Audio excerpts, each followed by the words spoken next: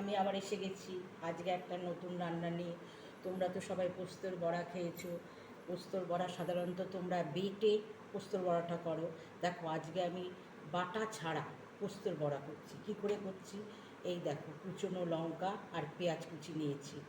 এই যে পোস্ত দেখতে পাচ্ছ, এই পোস্ত এটার মধ্যে নিয়ে নিচ্ছি, লঙ্কা আর কুচনো এটার মধ্যে। তোমরা হয়তো বলবে তাহলে ব্যান্ডিং করবে কি করে, যে মেখে যে বড়াটা করবে কি করে, সেটাই দেখাবো তোমাকে। দেখেছো পোস্ত নিয়ে নিয়েছি।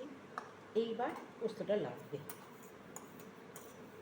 এইবার এর মধ্যে কি করে করব, এই দেখো আটা আর চালের গুঁড়ো। হ্যাঁ, এটার মধ্যে আমি আটা আর চালের গুঁড়ো নিয়েছি।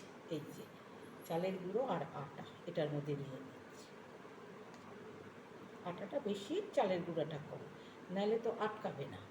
তারপরে এর মধ্যে নুন নিয়ে নিচ্ছি, তাহলে বেশি আটা নিও না, একটা পরিমাণ মতো আন্দাজ মতো নুন দিচ্ছি। এইবার এটাকে জল দিয়ে মাখবো। তার আগে আমি গ্যাসটা ধরিয়ে নিই, নিয়ে আমি কড়াইটা বসিয়ে দিই। গ্যাসটা ধরিয়েছি, এই যে কড়াটা বসিয়ে দিচ্ছি। দেখো কড়া বসিয়ে দিয়েছি। কড়া বসিয়ে দিয়ে এর মধ্যে এই যে সর্ষে তেল, এইসব ভাজাভুজি বড়াগুলো সাধারণত সর্ষে তেলেই ভালো লাগে, তাই সর্ষে তেলে করছি, সাদা তেল আর দিচ্ছি না।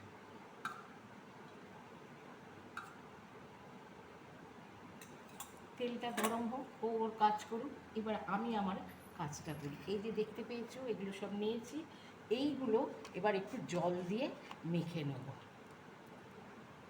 এই যে জল দিয়ে মেখে নেব, আগে একটু মেখে নিচ্ছি। এই যে আগে একটু মেখে নিচ্ছি, নিয়ে এবার জল দিয়ে দেবো। এই দেখো এবার একটু জল দিয়ে এটাকে মাখবো। অল্প অল্প জল দিয়ে, নাহলে তো আবার বেশি হয়ে গেলে অসুবিধা হয়ে যাবে। এভাবে মাখছি। এটার মধ্যে সামান্য নামে মাত্র একটু হলুদ নিচ্ছে। হলুদটা নিলে না কালারটা বেশ সুন্দর আসে। অল্পটুকু হলুদ নিচ্ছি, নিয়ে এবার আমি হাতেই মাখবো। হাতেই এটাকে মাখছি। দেখতে পাচ্ছ তেল গরম হয়ে গেছে, ধোঁয়া উঠছে। এইবার আমারও এখানে কাজ কমপ্লিট, সব মেখে নিয়েছি দেখতে পাচ্ছ। এইবার এগুলোকে আমি কড়াইয়ে গরম তেলের মধ্যে দিয়ে দিচ্ছি। এরকম করে চ্যাপটা চ্যাপটা করে দিচ্ছি। বেশ পেঁয়াজ কুচি পড়েছে, লঙ্কা কুচি পড়েছে, বেশ ভালো লাগবে।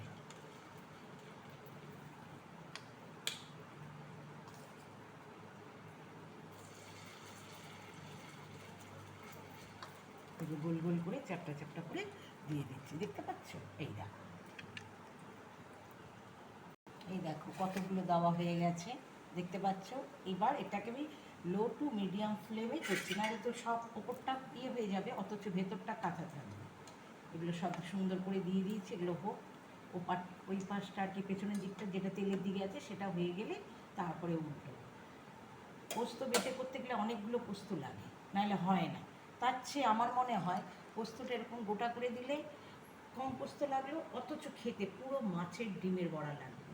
খেয়ে দেখো তোমরা, এটা করে নিই, দেখাচ্ছি কেমন হচ্ছে। এই পাশটা হয়ে গেছে, এই যে উল্টে উল্টে দিচ্ছি, দেখো উল্টে দিই। এপাশ ওপাশ না করলে তো হবে না। এই পাশটা হয়েছে, এবার এই পাশটা দরকার।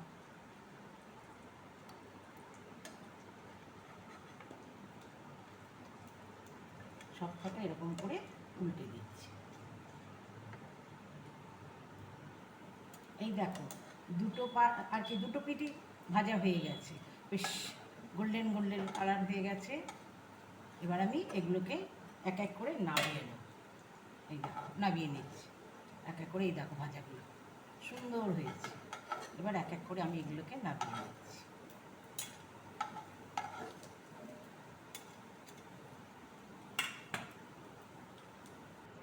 আবার একটু কড়াইয়ে তেল দিচ্ছি, কেন আরও কিছুটা রয়েছে ওটা ভাজার জন্য। আরও কিছুটা কড়াইয়ে তেল দিচ্ছি, দিয়ে এবার আবার এই যে এগুলো দিচ্ছি। তবে এটা না আটা দিয়েই করুন, চালের গুঁড়ো, আটা বা ময়দা, বেসন দিয়েও করুন। বেসনের একটা আলাদা গন্ধ থাকে, আমার তো মনে হয় আটা দিয়ে করলেই বেশি ভালো। এইভাবে করে দিয়ে দিয়ে একটু চেপটে চেপটে দিলে বড়ার আকার ধারণ করে ফেলছে, দেখছো বড়ার মতো হয়ে যাচ্ছে। এই দেখো এইগুলো হয়ে গেছে, এবার এই যে নামিয়ে নিচ্ছি।